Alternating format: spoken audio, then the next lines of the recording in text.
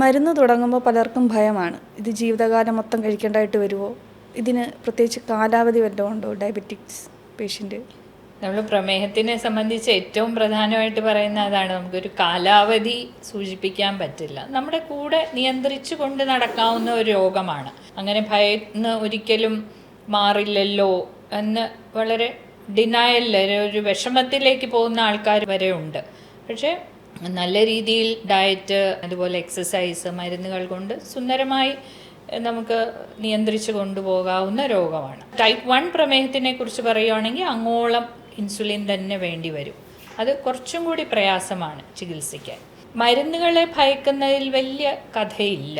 അതായത് മരുന്നുകൾ എന്ന് പറയുന്ന പ്രമേഹത്തിൻ്റെ മരുന്നുകൾ, ഒട്ടുമുക്കാൽ മരുന്നുകളും ഒരു 50 വർഷത്തിനപ്പുറം അതിൽ കൂടുതൽ നമ്മളുടെ കൂടെയുള്ള മരുന്നുകളാണ്. അപ്പോൾ ആ മരുന്നുകളുടെ പാർശ്വഫലങ്ങളെക്കുറിച്ച് അനാവശ്യമായിട്ടുള്ള പേടിയുടെ ഒരു കാര്യവുമില്ല. നമ്മളിപ്പോൾ പ്രമേഹ നിയന്ത്രണം ആദ്യപടിയായിട്ട് ഡയറ്റ് നോക്കി വ്യായാമം ചെയ്തു, എന്നിട്ടും നമ്മൾ 3 മാസക്കാലത്തെ ആവറേജ് ആയിട്ട് നിർവചിക്കുന്ന HbA1c നിയന്ത്രണത്തിലല്ല എങ്കിൽ തീർച്ചയായിട്ടും മരുന്നുകളിലേക്ക് പോകണം. കാരണം അല്ലെങ്കിൽ നമ്മൾ പ്രമേഹ സങ്കീർണതകൾ അല്ലെങ്കിൽ കോംപ്ലിക്കേഷൻസ് ആയിരിക്കും സൃഷ്ടിക്കുന്നത്.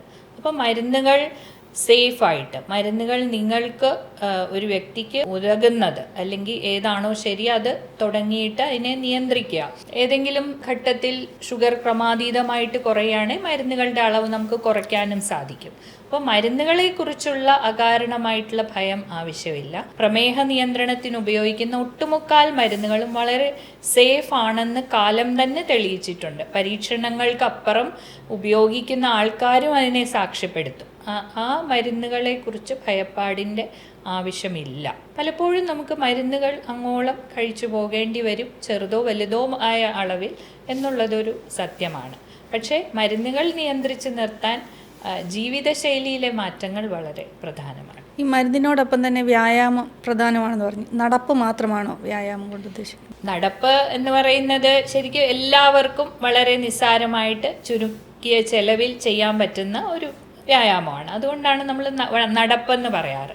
നമ്മളൊരു പ്രമേഹ രോഗിയെ സംബന്ധിച്ച് ഒരു അരമണിക്കൂറിൽ കുറയാത്ത വ്യായാമം എല്ലാ ആഴ്ചയിലും ഒരു 5 ദിവസം ചെയ്യാനാണ് പറയുക. അതിൽ എയറോബിക് വ്യായാമങ്ങൾ എന്ന് പറയും. അതായത് ഹൃദയഗതി കൂടുകയും ശ്വാസോച്ഛ്വാസം ദ്രുതഗതിയിലാവുകയൊക്കെ ചെയ്യുന്ന വ്യായാമങ്ങൾ. അതാണ് കുറച്ച് ഊർജം നഷ്ടപ്പെടുത്തുന്ന അല്ലെ ഊർജം വിനിയോഗിക്കുന്ന വ്യായാമങ്ങൾ. അപ്പോൾ അത് നമുക്ക് നടപ്പ്, ഓട്ടം, സ്വിമ്മിങ് അല്ലെങ്കിൽ ഡാൻസിങ്, സ്കിപ്പിംഗ്, അതെല്ലാം ആ ഇനത്തിൽപ്പെടുന്ന അതിലേതും തിരഞ്ഞെടുക്കാം. പക്ഷേ ഒരുപാട് ഒരു ഹൃദ്രോഗ സാധ്യതയുള്ളവർ അല്ലെ കണ്ണിന് റെറ്റിനോപ്പത്തിക്ക് സാധ്യതയുള്ളവരൊക്കെ വ്യായാമം തുടങ്ങുന്നതിന് മുമ്പ് ഒന്ന് ഡോക്ടറോട് കൺസൾട്ട് ചെയ്യുന്നത് നല്ലതായിരിക്കും. പക്ഷേ നമ്മൾ പ്രമേഹ രോഗിയെ സംബന്ധിച്ച് നടപ്പ് മാത്രമല്ല, 2-3 തരത്തിലുള്ള വ്യായാമങ്ങളുണ്ട്. ഒന്ന് ഈ എയറോബിക് വ്യായാമം, രണ്ടാമത്തേത് മസിൽ സ്ട്രെങ്തനിങ് എക്സസൈസസ്. പണ്ടൊരു തെറ്റിദ്ധാരണയുണ്ട്, ചെറുപ്പക്കാർ പുരുഷന്മാർ മാത്രം ജിമ്മിൽ പോയാൽ മതി. പക്ഷേ ഇപ്പം അങ്ങനെയല്ല നമ്മൾ പറയുന്നത്. മിഡിൽ ഏജ്ഡ് ആയിട്ടുള്ളവർ, പ്രത്യേകിച്ച് സ്ത്രീകൾ, എല്ലിൻ്റെ ബലക്ഷയം, ഓസ്റ്റിയോപൊറോസിസ് വന്നു തുടങ്ങുന്ന സ്ത്രീകളൊക്കെ തന്നെ ജിം ഉപയോഗിക്കണം, മസിൽ സ്ട്രെങ്തനിങ് ചെയ്യണം എന്നുള്ളതാണ് പറയുന്നത്. അപ്പോൾ ആ മസിൽ സ്ട്രെങ്തനിങ് എക്സസൈസസ്. മൂന്നാമത് ബാലൻസ് മെയിൻറ്റെയിനിങ്, അതായത് നമ്മുടെ ശരീരത്തിൻ്റെ സന്തുലനം പ്രായം കൂടുന്നതനുസരിച്ച് നഷ്ടപ്പെടുന്നതായിട്ട് നമ്മൾ കാണാറുണ്ട്. അപ്പോൾ ഈ സന്തുലനം വീണ്ടെടുക്കാൻ അല്ലെങ്കിൽ സന്തുലനം നിലനിർത്താൻ ചെയ്യുന്ന ചില വ്യായാമങ്ങളുണ്ട്. അത് യോഗ ആസനങ്ങൾ അല്ലെ അങ്ങനത്തെ ചില കാര്യങ്ങൾ. അപ്പോൾ ഇതെല്ലാം കൂടെ ബാലൻസ്ഡ് ആയിട്ട് ഉൾപ്പെടുത്തണം എന്നാണ് പറയാറ്. അപ്പോൾ ഇന്ന് എല്ലാത്തിനും കൂടെ സമയം കിട്ടുന്നില്ല എങ്കിൽ ആഴ്ചയിൽ 3 ദിവസം എറോബിക് വ്യായാമം, 1-2 ദിവസം ഇത്തരത്തിലുള്ള മറ്റ് വ്യായാമങ്ങളും കൂടെ ഉൾപ്പെടുത്തണം. അപ്പോൾ ഒരു മിക്സ്ഡ് എക്സസൈസ് റെജീം എന്ന് പറയും. അതാണ് ഏറ്റവും നല്ലത്. പക്ഷേ എത്രത്തോളം പ്രായോഗികമാകുന്നു നമുക്കറിയാത്തത് കൊണ്ട് അറ്റ്ലീസ്റ്റ് നടപ്പെങ്കിലും ആകണം എന്നാണ് നമ്മൾ നിർദ്ദേശിക്കുന്നത്. അതുപോലെ തന്നെ ഈ ഡയബറ്റിക് പേഷ്യൻ്റ് ദിവസേന ശ്രദ്ധിക്കേണ്ട 3 കാര്യങ്ങൾ. അത് ആഹാരം, വ്യായാമം, മരുന്ന്. ഇത് 3 പ്രധാനമായിട്ട് നമുക്ക് ഇതിൻ്റെ ഒരു മെയിൻ ആയിട്ടുള്ള പില്ലേഴ്സ് ഓഫ് ട്രീറ്റ്മെൻറ്റ് അല്ലെങ്കിൽ പ്രധാനപ്പെട്ട 3 സപ്പോർട്ട്സ് എന്ന് പറയുന്നത് ഇതാണ്. അപ്പം അതിനകത്ത് ആഹാരത്തിൽ ശ്രദ്ധിക്കേണ്ടത്, നമ്മൾ കഴിക്കുന്ന ആഹാരം തന്നെ കഴിച്ചാൽ മതി, പക്ഷെ അതിന് മിതത്വം പാലിക്കുക. ഈ ചോറ്, ചപ്പാത്തി, ഇഡ്ഡലി, ദോശ, ബ്രെഡ് ഇതെല്ലാം അന്നജം എന്ന വിഭാഗത്തിൽ പെടുന്നതാണ്. അതിൻ്റെ തോത് കുറച്ചുകൊണ്ട് പ്രോട്ടീൻ കൂട്ടുക. മാംസ്യം, അതായത് പയർവർഗ്ഗങ്ങൾ, കടല, മുട്ട, മത്സ്യം, അതൊക്കെ അളവ് കൂട്ടുക. റെഡ് മീറ്റിനെ കുറിച്ച് ബീഫും മട്ടനും നമ്മൾ അളവ് കുറയ്ക്കാനാണ് പറയുന്നത്. അത് കൊളസ്ട്രോൾ പ്രശ്നങ്ങൾ വരുന്നത് കൊണ്ട്. പിന്നെ നാരുകൾ, നമ്മൾ കേരളീയ ഭക്ഷണത്തിൽ നാരുകളുടെ ഇത്തിരി അഭാവമുണ്ടോ എന്ന് സംശയം തോന്നാറുണ്ട്. അപ്പം വേവിക്കാത്ത പച്ചക്കറികൾ, പഴവർഗ്ഗങ്ങളൊക്കെ മിതമായിട്ട് ഉപയോഗിക്കണം. അപ്പോൾ ഇതാണ് ഡയറ്റ്. പിന്നെ വ്യായാമം മുമ്പ് പറഞ്ഞതുപോലെ ഒരു കൃത്യമായ വ്യായാമം വേണം, എന്തായാലും അത്യന്താപേക്ഷിതമാണ് ചികിത്സയിൽ. മൂന്നാമത് ഉള്ളത് മരുന്നുകൾ കഴിവതും സ്വയം ചികിത്സിക്കാതിരിക്കുക. പിന്നെ നമ്മൾ ഓൺലൈൻ കാണുന്ന മരുന്നുകൾ, അല്ലെങ്കിൽ ഏതെങ്കിലും ചെടി ഉലുവ വെള്ളം ഞാൻ കുടിക്കുന്നുണ്ടല്ലോ, അല്ലെങ്കിൽ നെല്ലിക്ക വെള്ളം കുടിക്കുന്നുണ്ടല്ലോ എന്നൊക്കെ പറയുന്ന ആ ഒരു അതൊക്കെ ഒരു പക്ഷേ സപ്പോർട്ടീവ് ആവാതിരിക്കാം. അപ്പോൾ അതുകൊണ്ട് അതിൽ മാത്രം ഊന്നി ഒരു ചികിത്സ മുന്നോട്ട് പോവുകയില്ല. കൃത്യമായിട്ടൊരു മെഡിക്കൽ സഹായം, അല്ലെ ഒരു വൈദ്യശാസ്ത്ര സഹായത്തോടെ, ശാസ്ത്രബോധത്തോടെ മുന്നോട്ട് ചികിത്സിച്ചു പോകണം.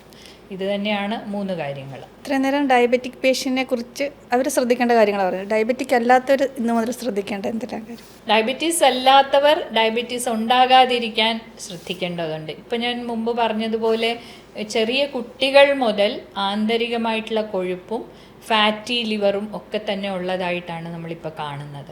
അപ്പോൾ ആ ചെറുപ്രായം മുതൽ, കുട്ടികളായിരിക്കുന്ന സ്കൂൾ പ്രായം മുതൽ കുറേ കാര്യങ്ങൾ ശ്രദ്ധിക്കേണ്ടതുണ്ട്. കുറേ എന്ന് പറഞ്ഞാൽ വളരെ എളുപ്പമുള്ള കാര്യങ്ങൾ തന്നെയാണ്, പക്ഷേ ജീവിതശൈലി ആ രീതിയിൽ മാറ്റുക.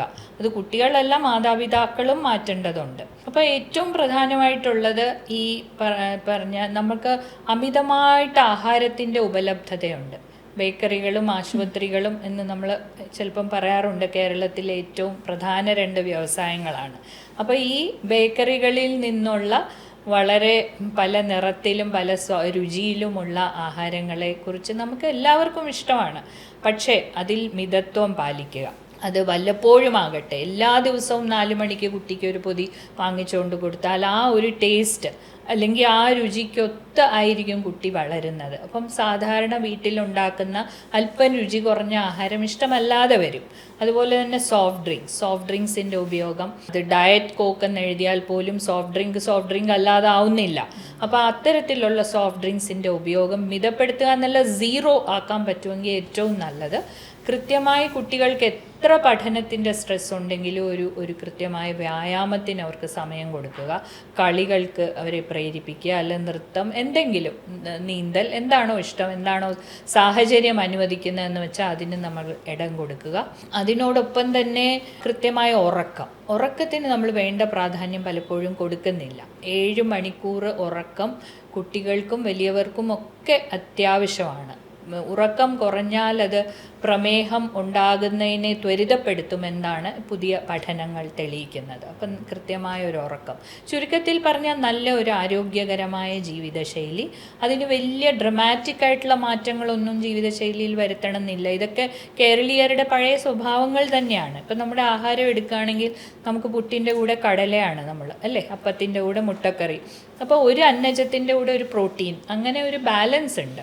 പക്ഷെ അതിനനുസരിച്ച് വ്യായാമം ഇല്ലാതെ വന്നതാണ് ഏറ്റവും വലിയ ചലഞ്ചായിട്ട് വന്നത്. അപ്പോൾ അത് നമുക്ക് ഒന്ന് മാറ്റിയെടുക്കേണ്ടതുണ്ട്. അത് ഈ കാര്യങ്ങളിലേക്ക് എല്ലാവരുടെയും പൊതുവെ സമൂഹത്തിൻ്റെ ശ്രദ്ധ തിരിച്ചുവിടുക എന്നുള്ളതാണ് ചെയ്യാൻ സാധിക്കുന്നത്.